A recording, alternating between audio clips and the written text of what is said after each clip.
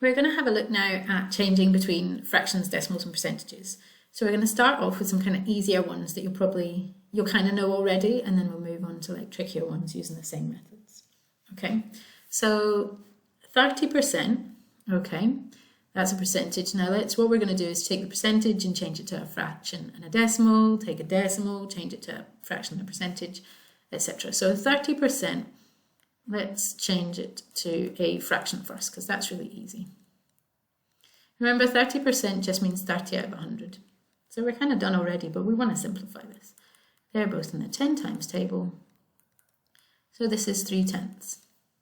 Okay, easy peasy. Now it's almost easier to just think about it. The fraction, you know what 3/10 is, it's 0.3. But if this was something trickier, you could have also, remember the fraction means divide, okay?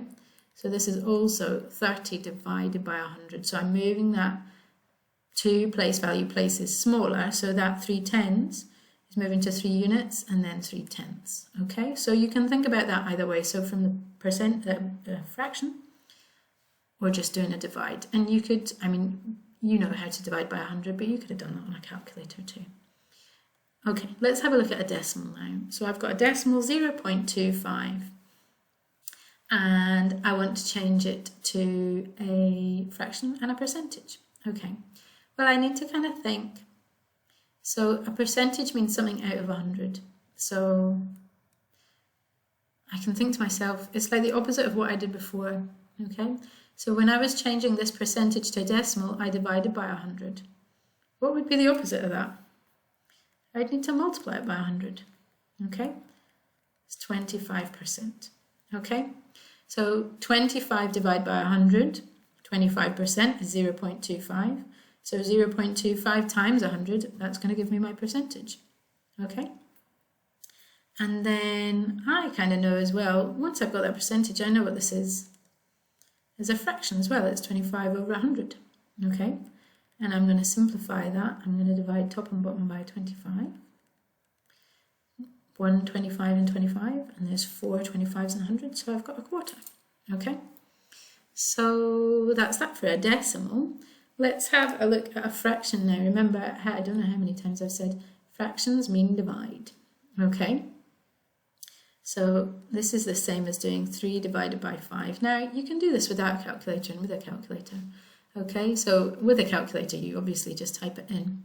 But we can set out a sum for this as well. Now, it looks a bit odd at first, because you're thinking, how many 5s go into 3? Well, none. Oh, and I've run out of room.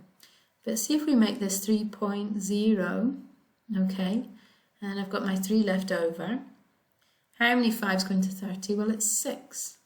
Make sure my decimal points are in a line, and I've got 0.6. Okay, so you can do that divide, okay? So you've got 0.6 there.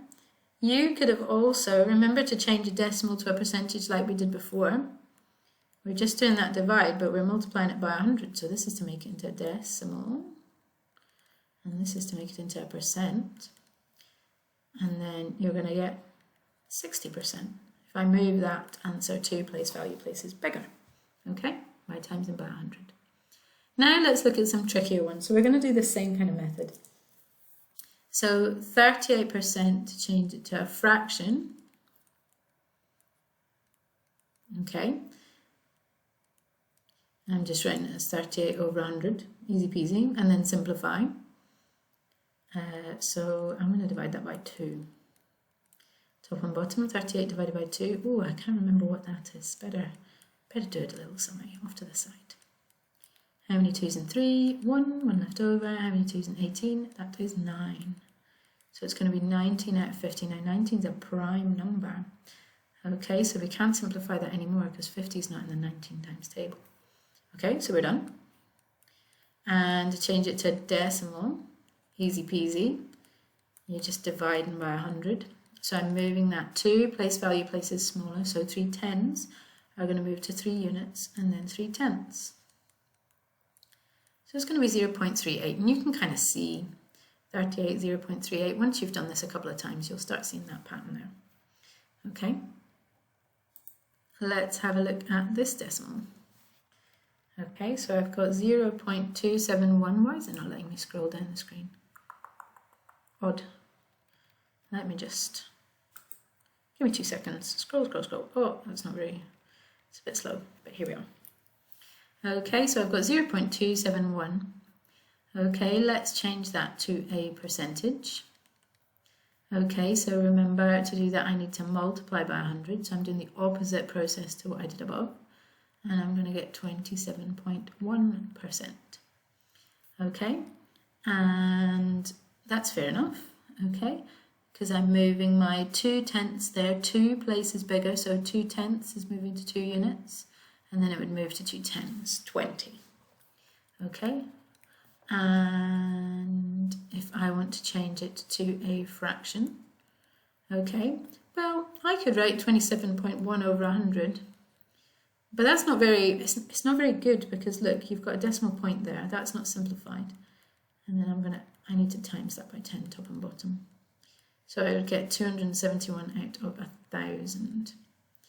Okay, now I need to have a little think if I can simplify this. So one way we've had a look at that is breaking down prime factors.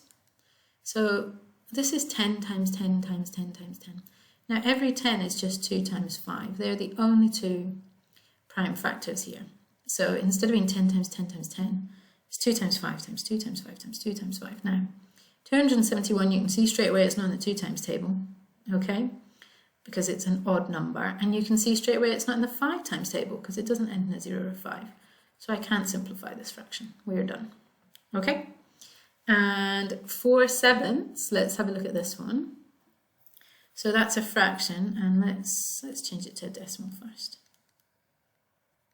Okay, so that just means divide. 4 divided by 7. Okay, oh, and I can't do that in my head. How many 7's going to 4? None. Okay, so I'm going to let's put in a couple of zeros here, and we'll see how we go. Okay, so 4 are left over. How many 7's going to 40? Well, 5, that would be 35. 5 left over. How many 7's going to 57? Times 7 would be 49. You've got 1 left over. How many 7's are going to go into 10? Well, that's 3. And you've got, what am I saying? 3, 10. How many 7's going to 10? 1 with 3 left over. Silly Billy. How many 7's going to 34 with 2 left over? But I'm just going to put a dot there. Okay, so I've got 0.5714%. Why am I writing percent? Oh dear. I need another cup of tea, it would seem. Okay, so let's leave it as that and put just a little dot at the end. Okay, this decimal is going to go on and on forever, let me tell you. Okay, and then to write it as a percentage, okay, remember we just do 4 divided by 7, times it by 100. Okay, so I've got my 4 divided by 7. I'm going to make it 2, place value places bigger. So that's going to be 57.14 ... Okay, and that's kind of that. So let's draw a little diagram that like summarizes our findings. Okay, so you're going to let me scroll down a little bit, maybe a little. Okay, so we've got fractions, decimals, and percentages. Okay, and let's just start with one of our examples. So let's start with our 38%. Let's just put that in there as an example. Okay, so to change that to a fraction, you just write it as 38. Oh, what a mess. Oh my goodness, 38 over 100. Okay, then simplify. And you get 19 out of 50. Okay, and to change that back, okay, I would just do my 19 divided by 50 and times it by 100. Okay, now to change percentage to a decimal, this is probably the easiest one. All I'm doing is dividing by 100. Okay, I'm going to get 0.38. And then to change it back, obviously the opposite of dividing by 100 is times it by 100. to change a fraction to a decimal, all I need to do is divide. So all I'm doing is 19 divided by 50. Okay, and to change it back, well, I'm kind of using the percentage here. Okay, so I suppose I can look at how many place value places I've got there.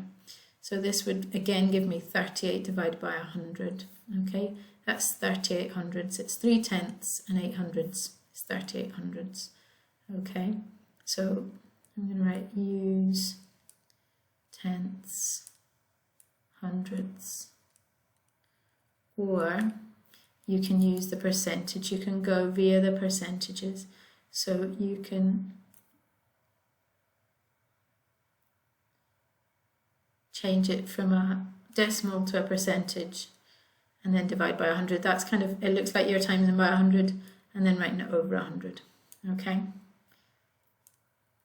so times by 100, then write it over 100. So 38 over 100. Okay, and that's a wee diagram summarising how you can change between all of them, but I hope the examples were useful too.